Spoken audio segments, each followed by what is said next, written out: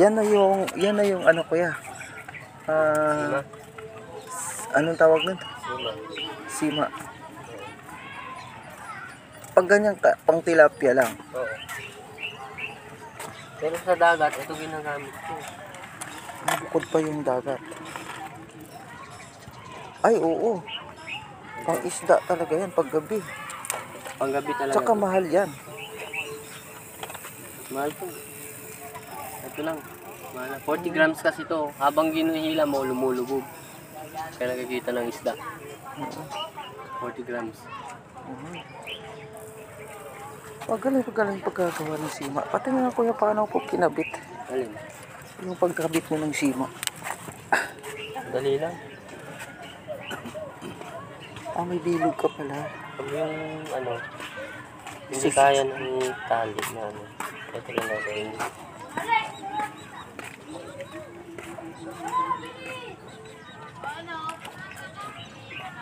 Yun.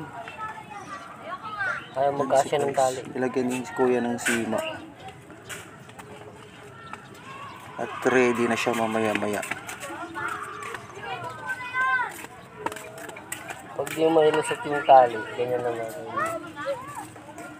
Napanood ko sa YouTube kasi kung paano magtali ng kahit walang butas. Oo. And then, Tapos, suksok lang dyan.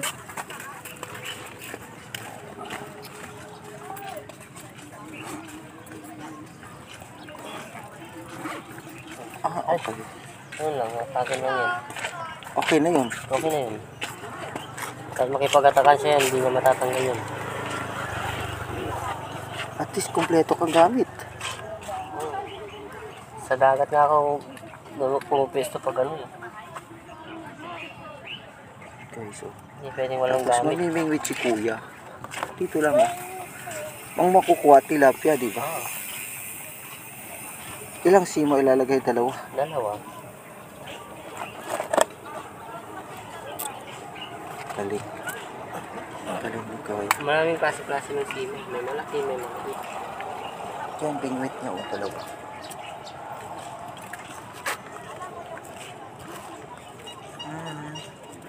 May malaking sima, may maliit na sima.